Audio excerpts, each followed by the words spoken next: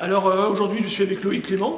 Alors d'abord, Loïc Clément, la première question, c'est comment tu as commencé, comment tu as connu l'autocross? Tu as commencé tout jeune, toi, l'autocross? Alors moi j'ai commencé la compétition à l'âge de 18 ans par l'UFOLEP et j'ai eu la Oui, chance. mais comment tu as connu si je... Et ben justement j'ai eu la chance d'habiter Langan et Langan avait une épreuve à l'époque du championnat de l'Ouest et j'avais le circuit qui se trouvait à 300 mètres de la maison et donc à l'âge de 4-5 ans je voyais les pilotes arriver le samedi soir et le matin j'étais toujours le premier arrivé sur la piste et j'ai été piqué déjà tout petit.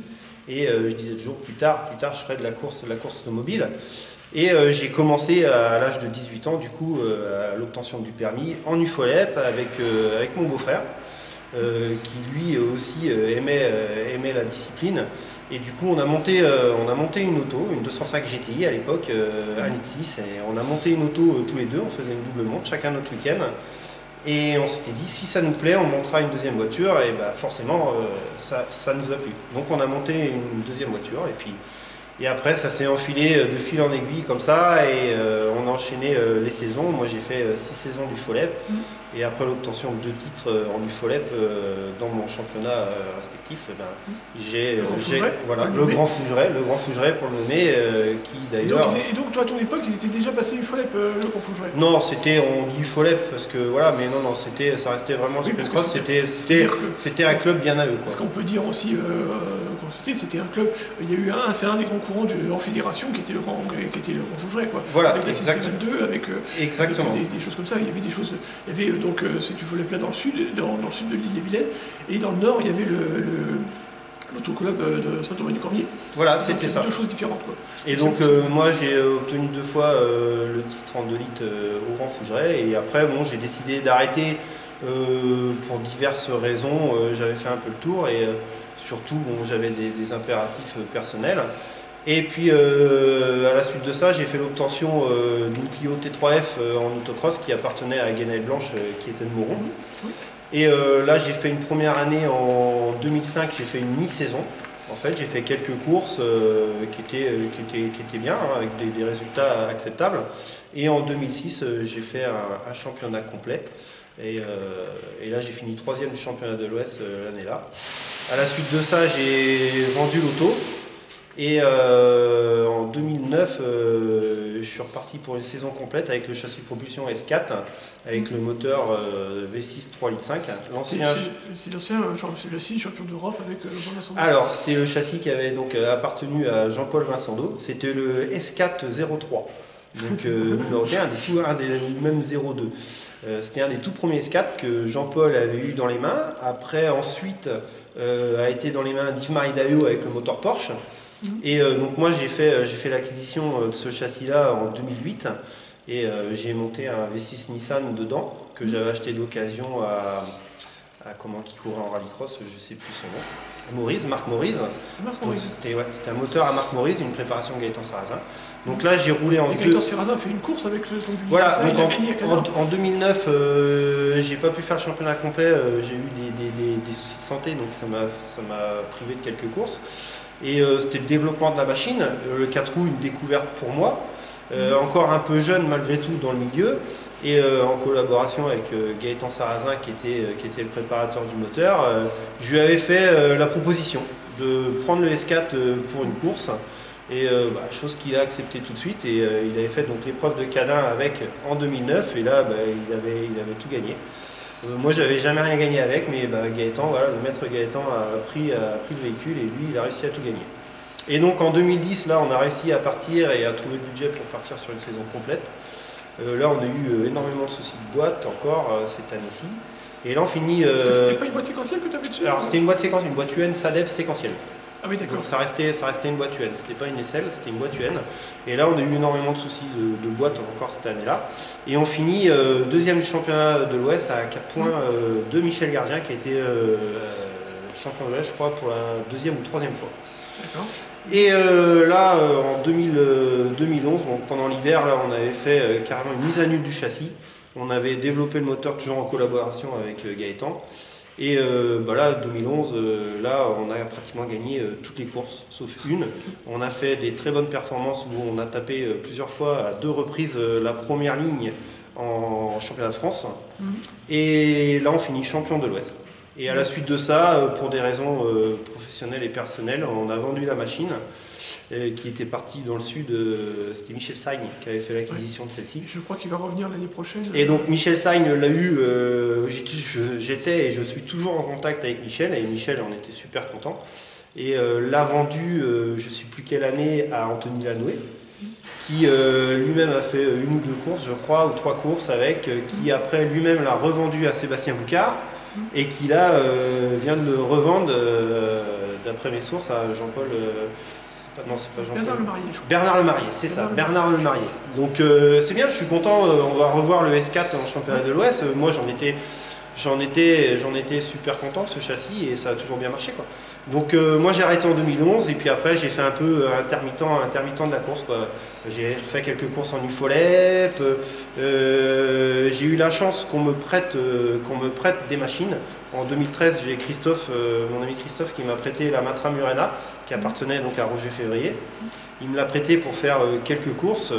J'avais fait mes débuts à Belleville en 2013 et d'ailleurs je gagne Belleville, ma première course avec la Matra je la gagne. J'ai fait 5 courses là, après j'ai arrêté. En 2015, Banco, Christophe me reprête la voiture, donc là on repart, on se décide un mois et demi avant l'épreuve de Moron, donc il a fallu refaire toute l'auto, la mettre aux normes avec le réservoir et tout qui n'était pas obligatoire à l'époque. Donc là on repart pour un championnat complet en 2015, d'entrée de jeu on était performant, on tape la deuxième ligne, on tape le troisième temps chrono dès les essais en championnat de France et une deuxième ligne en finale. Et là, on finit deuxième du championnat de l'Ouest derrière Olivier Dutet. Et à la suite de ça, donc, Christophe a vendu l'auto et donc c'est Jérôme Mamon qui a fait l'acquisition. Oui, parce que tu n'as jamais été propriétaire de l'auto. Ouais, non, j'ai toujours eu la chance qu'on me prête les véhicules. Non, moi, j'ai jamais été propriétaire de la Murena. Beaucoup croyaient que c'était ma voiture, mais non. Elle m'a jamais appartenu. Et j'en remercie d'ailleurs les personnes qui me l'ont prêté, quoi. Et après, j'ai... Chose aussi qui est amusante, c'est une voiture qui a été faite justement à Romilly. Et voilà, alors Roger c'était un voisin, une connaissance que je vois régulièrement, et que j'ai encore vu cette semaine d'ailleurs. Et oui, elle est revenue aux sources. Alors des fois, il descend au sous-sol ici, voir la Matra, et à chaque fois il me dit il aimerait bien la réessayer, hein, il me dit j'aimerais bien la réessayer. Mais et puis voilà. Et puis, ce qui est marrant avec Roger, c'est que malgré ses 65 ans, il alors 65 ans cette année, c'est toujours un jeune pilote, c'est toujours un jeune. Et puis mordu, il est piqué jusqu'aux racines, parce que on en parlait encore cette semaine. Là, avec ce qui se passe aujourd'hui, la première course est reportée et forcément il y a impact aussi. La première course rallycross à l'essai, parce que maintenant Roger roule beaucoup en rallycross. Mais bon, voilà, mais ouais, 65 ans, ouais, et toujours piqué par le virus autocross, rallycross, quoi. Donc moi, oui, j'ai arrêté en 2005, et puis après, en 2017, j'ai fait l'acquisition du S2. J'ai fait l'acquisition du S2, j'envisageais toujours de repartir. La monoplace 4 roues me plaisait beaucoup et je m'étais dit pourquoi pas une monoplace de roues. J'avais jamais essayé cette catégorie. Une monoplace de roues pour faire un peu du FOLEP et je m'étais dit de toute façon quand je repartirai en monoplace, ça sera forcément sur du châssis vendéen propulsion. Moi c'est un châssis qui me plaît, la SADEV c'est des gens sympathiques. Avec qui on peut dialoguer comme beaucoup d'autres constructeurs. C'est vrai que ça fait quand même pas loin. Et là, en 2 heures, tu es à la SADEF, quoi. Donc c'est ça qui est sympa. Et puis même, je me suis toujours senti à l'aise dans le S4. Et je regardais souvent sur le net s'il n'y avait pas une bonne opportunité sur un S2, mais sans être pressé. Et j'étais toujours en contact avec mon ami Florian Poirier, avec lequel on avait bien sympathisé ensemble. On avait été titrés champions de l'Ouest tous les deux dans nos catégories respectives en 2011. Et un jour, Flo, il m'appelle et il m'a dit « Tu cherches toujours un châssis ?» Je cherchais, quoi.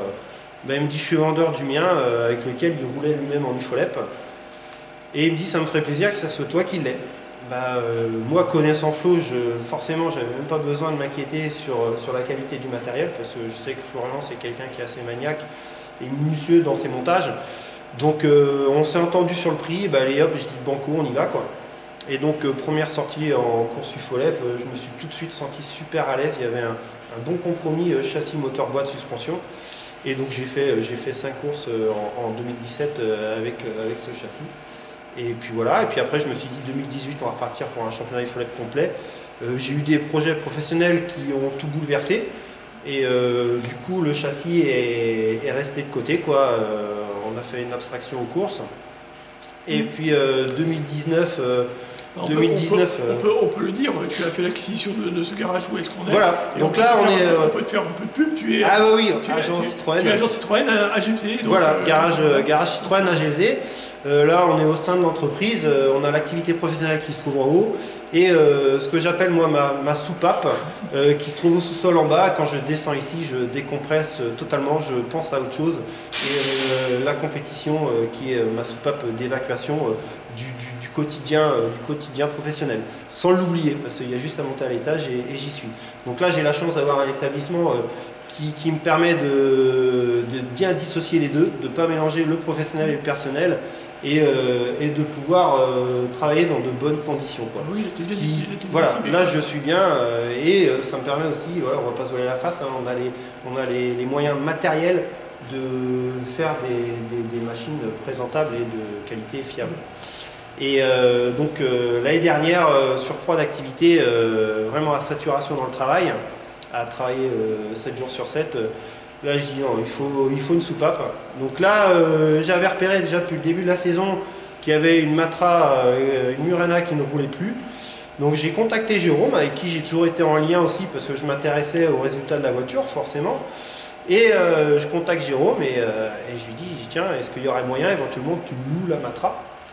Et sur le coup, il s'y attendait pas quoi. Et au moment, je lui dis tu réfléchis vite, forcément, et tu me redis. Et une semaine après, Jérôme m'a recontacté. Il m'a dit il me dit j'ai confiance. Il me dit banco et il me dit ok. J'ai dit ouais mais bon, j'ai dit maintenant sous quelles conditions quoi. Et puis Jérôme, et je le remercie encore aujourd'hui, m'a prêté la voiture pour faire 4 courses. Donc moi j'ai remis mes réglages dessus, j'avais tout noté, donc j'ai retrouvé mon petit calepin avec mes réglages suspension et tout, et dès la première course qui était donc Belleville, on a été dans le coup, on a eu des petits soucis mécaniques, mais ça l'a fait. Et donc me revoilà de nouveau piqué autocross, et j'y là avec l'équipe, j'ai dit banco 2020, et on met le S2 aux normes, et je dis on repart pour une saison complète en championnat de l'Ouest. Et là, on a décidé de faire un gros travail sur le châssis, et on l'a mis le châssis complètement à nu.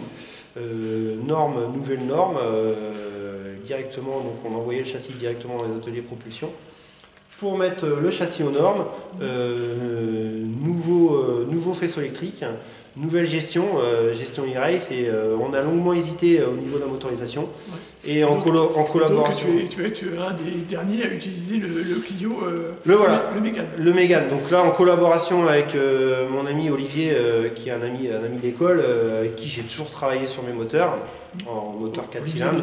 Olivier Leny compétition, exactement. Bah oui, Leny, Olivier Leny, qui est connu, qui a couru aussi. Et du coup, on a dit banco, on repart sur un moteur auto. Je pense qu'il y a un coup à faire avec les moteurs de voiture. Ils sont loin d'être dépassés et démodés. Du coup, on est reparti sur un Mégane, sur un Renault. Malgré que je suis agent Citroën, je suis parti sur un Renault. Ouais. Et aussi, précisons que la boîte aussi, c'est une boîte Sanyo, parce qu'il n'y en a quand même pas beaucoup de boîtes Sanyo. Voilà, donc c'est pas du tout une infidélité à la Salève. Mais quand j'ai fait l'acquisition de ce châssis, il y avait, Flo avait mis une boîte Salio qui était neuve, donc la boîte a que 6 courses. Marcel Salio, qui est quelqu'un de connu dans le milieu de l'autocross aussi, qui a pratiqué. Marcel Salio, moi j'ai un super feeling avec lui. On arrive à se comprendre sur ce que moi je recherche et ce que lui est capable de faire. Donc j'ai décidé de garder la boîte Salio qui me convient très bien. Pour repartir cette année. Donc on repart pas avec une boîte séquentielle, on repart quand même avec une boîte en H. On y a juste ajouté un autobloquant, et on greffe tout ça au moteur de Mégane. Donc là, moi c'est pareil, le moteur Mégane, j'ai Olivier banco, on y va, moteur de voiture. Il m'a dit le Mégane, il me dit pas le Clio, le Mégane. Donc on est parti sur un Mégane. J'ai dit moi, je lui ai exactement dit ce que je recherchais au niveau performance par rapport à mon châssis et ma boîte. Donc il a travaillé sur le moteur pour justement essayer de me fournir ce que moi je recherchais. Donc là on est encore en phase de développement, le châssis est tout juste fini. Je dois emmener justement lundi. Oui, il démarre pas encore. Il démarre pas encore, mais ça ne saurait tarder. Il nous reste la boîte à air à faire et donc la mise en route, la cartographie qui nous reste à faire, qui est prévue donc pour la semaine prochaine. Et après, il faut absolument qu'on puisse faire des essais sur circuit pour voir comment se comporte le moteur avec la boîte et le fait qu'on ait redémonté le châssis, qu'on repart sur un nouveau setup au niveau des amortisseurs, parce qu'on a revu les amortisseurs. En fait, tout. Donc les amortisseurs sont quelle marque? Voilà, donc moi je suis un peu piqué Öhlins, donc on a 4 Öhlins, du 2 voies en autocross, pour moi c'est suffisant. Donc j'ai pas la prétention d'être un super pilote, donc moi ça me convient très bien en termes de réglage. 3 voies, ça serait peut-être un peu trop compliqué, donc 2 voies ça me va bien. Et donc je me sentais bien dans ce châssis comme ça, donc j'ai vraiment été d'entrée de jeu à l'aise dans celui-ci. Donc maintenant j'espère juste qu'on va réussir à trouver rapidement le bon compromis moteur, boîte, châssis. Et là on part vraiment sur un moteur totalement nouveau, même Olivier il a voulu tester des nouvelles choses dessus. Donc je lui fais confiance, je n'ai jamais eu de soucis avec lui, on a toujours réussi à faire marcher tous mes moteurs, donc il n'y a pas de raison qu'on n'y arrive pas avec celui-ci. Et on peut préciser un moteur prévu pour avoir du couple. Voilà, un moteur, moi j'ai bien prévenu Olivier, je ne cherche pas la puissance, j'ai un châssis qui motrice énormément, donc je privilégie tout sur le couple. Et bon, normalement, on va voir, hein, on va pas vendre la peau de l'ours, mais bon, je pense qu'on devra avoir quelque chose qui va bien. Maintenant, il va juste falloir qu'on arrive à être performant dès la première course, qui hélas, Roulier étant reporté. On verra ça quoi. On va voir, mais bon, c'est comme ça, hein, c'est pareil pour tout le monde. Le temps d'ici. Voilà, donc ça va peut-être nous laisser un peu plus de temps pour faire la mise au point du châssis et vraiment essayer d'arriver. C'était un peu mon inquiétude de ne pas être performant dès la première course, me réhabituer à un autobloquant surtout. Et c'était un peu mon inquiétude, ne pas être performant à la première course. Bon là, on va peut-être avoir la chance du coup de pouvoir faire des essais sur circuit et trouver les bons réglages pour être performant d'entrée de jeu. Maintenant, on va voir. Après, la catégorie Blue Pickup, c'est une catégorie que j'aime bien regarder visuellement. Il y a du monde, les bruits de couloir, il y a des noms qui reviennent. Donc je pense qu'on a moyen de s'amuser. Même ce qu'on a vu l'année dernière aussi déjà. Oui, l'année dernière, il y avait déjà du monde et ça marchait bien. Donc je pense qu'on a moyen de passer des bons week-ends. Voilà. On peut parler aussi du crosscar que tu as acheté. Voilà, j'ai fait l'acquisition d'un sprint car cet hiver. Un châssis, donc je suis parti sur un châssis Roscross. Parce que pareil, un peu comme le châssis propulsion, Roscross n'a plus rien à prouver. Oui. Roscross n'est pas loin non plus. Ça reste Plouet, nous on est en Centre-Bretagne, donc là Plouet c'est pas très loin. Et je suis parti sur ce châssis là, il appartenait à la famille Molny. Donc c'est pareil, la famille Molny, il n'y a plus rien à prouver non plus. Hein. Ils sont connus, archi connus et titrés dans le monde du sprint car. Donc je suis parti, j'ai voulu. Ça faisait un moment que ça me trottait dans la tête faire l'acquisition d'un sprint car. Maintenant, quoi comme sprint car? J'ai opté rapidement pour un Roscross. Quelle motorisation? Là aussi, ça a été un peu la question qu'on s'est posée. MT-09 ou Yamaha R6. À discuter avec de nombreux pilotes, le MT-09 est performant. Le Yamaha n'est plus approuvé non plus. Et j'ai préféré quand même partir sur le Yamaha parce que le MT-09 est un peu, d'après ce que on m'a répété, est un peu compliqué à exploiter au début. Moi, c'est juste pour faire une ou deux courses, soit en FFSA et en UFOLEP. Et en parallèle de ça, faire de la location. On a fait l'acquisition d'un camion cet hiver où on pourra emmener à la fois le S2 et le Roscross et fournir un véhicule performant parce qu'il est bien équipé, le Roscross, avec des Öhlins, le point SM2T et un Yamaha R6 optimisé par 2FC. Et donc on va pouvoir fournir une prestation complète. Une location avec une personne qui... voilà, donc on fera une location avec assistance. avec assistance. On pourra emmener le véhicule donc, sur chaque meeting. On aura la structure avec et on aura une personne dédiée spécialement au sprint car pour être à l'écoute du pilote et l'accompagner jusqu'en pré-grillé. Donc voilà. Donc ce que tu dis, c'est un jeune que tu... Voilà, c'est un jeune que j'ai eu la chance d'avoir, moi, à l'atelier en haut en formation et je regrette de ne pas avoir pris un apprenti d'ailleurs.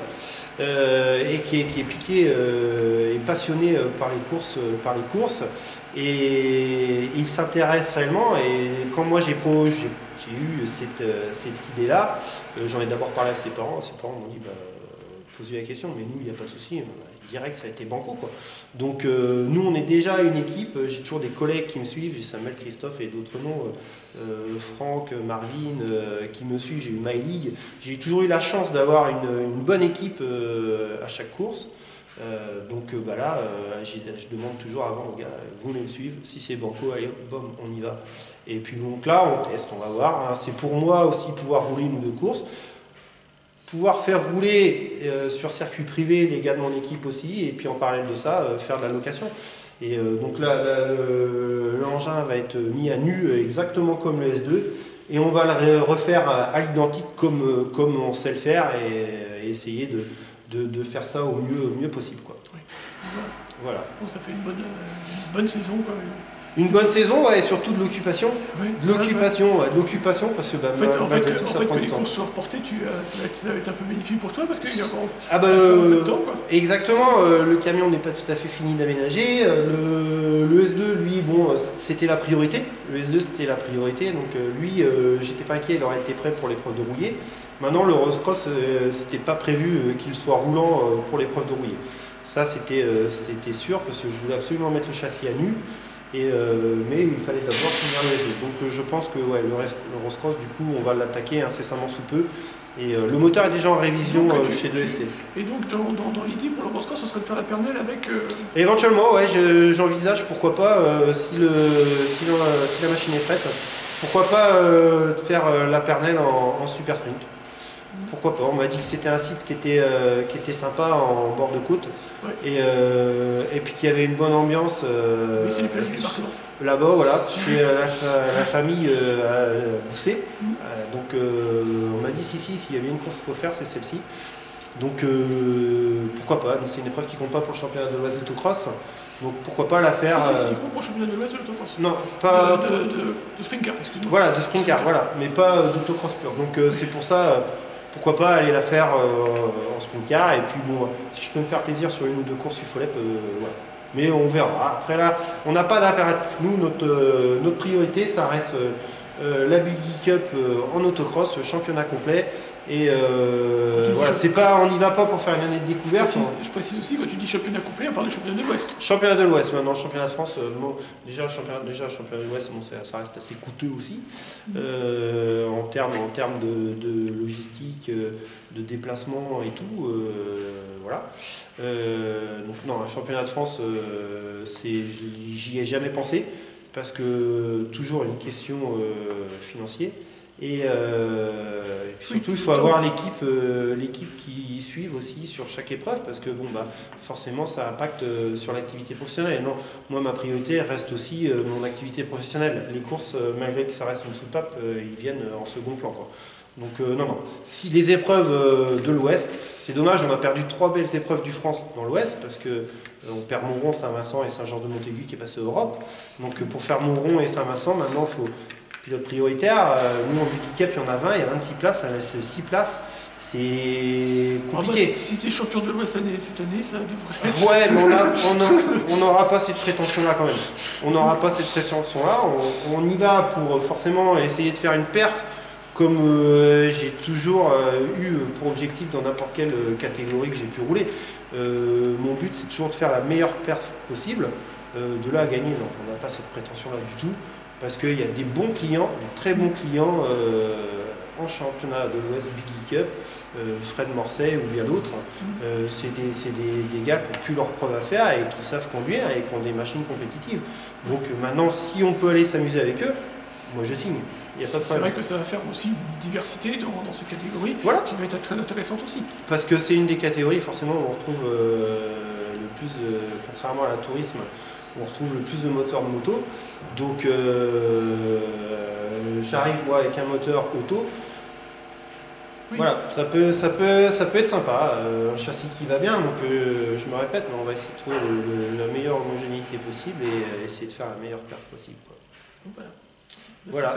Donc en espérant que maintenant cette saison commence le plus vite possible. Ouais. Pour toi ça va être ploué alors je connais même pas les dates du calendrier, donc c'est pour te dire. Mais normalement ça doit être ça, quoi, Rouillé, reporté, Mauron, reporté, Mauron je m'étais inscrit mais j'y croyais sans plus. En espérant que maintenant Puis de toute façon, même pour l'épidémie, on souhaite quand même que ça s'arrête le plus vite possible. Quand même. Voilà, maintenant c'est... oui, aujourd'hui on est dans un contexte qui est pas simple, à la fois personnel et professionnel. Maintenant, on n'a pas le choix. Il faut s'y adapter, il faut essayer de se plier aux règles au mieux possible pour que tout soit résolu le plus rapidement et que chacun reprenne son quotidien et que surtout les courses commencent le plus vite possible. C'est principalement ça maintenant aussi. Voilà, il faut on parle beaucoup de ça, mais il faut aussi essayer de penser à autre chose parce que sinon on s'en sortira pas, quoi. On va voir ça. Donc voilà. Je te dis bonne saison. En tout cas, merci à toi, Samuel, de m'avoir fait la proposition. Oui, parce qu'on est aussi venu te voir parce que tu es quasiment mon voisin. Oui, aussi, ouais. Je suis à 10 minutes d'ici, donc ça aurait été quand même dommage de pas te... Oui, et puis c'est toujours un plaisir de t'avoir, toi, qui, comme je te disais tout de suite, l'encyclopédie de l'autocross. C'est vrai que via les réseaux sociaux, on a informé de beaucoup de choses et du passé et du présent, avec toutes tes connaissances, donc moi j'apprécie, c'est sympa. Donc merci à toi de m'avoir fait cette proposition et d'être venu et de pouvoir présenter le S2, le travail que l'on fait. Et puis je reviendrai le voir aussi quand il aura ses couleurs, parce qu'il n'y a pas tout. Pour l'instant il n'y a pas de couleur, la carrosserie est toute blanche. C'est pas la priorité, comme on est un peu à la bourre sur le timing, on se dit toujours on est large, et puis fin de compte on finit toujours à l'arrache parce que on n'est pas large du tout, quoi. Donc là la carrosserie elle est blanche, je pense qu'on aura le temps de la peindre maintenant, mais c'était pas la priorité, effectivement. D'accord, je te remercie alors. Merci à toi, Samuel.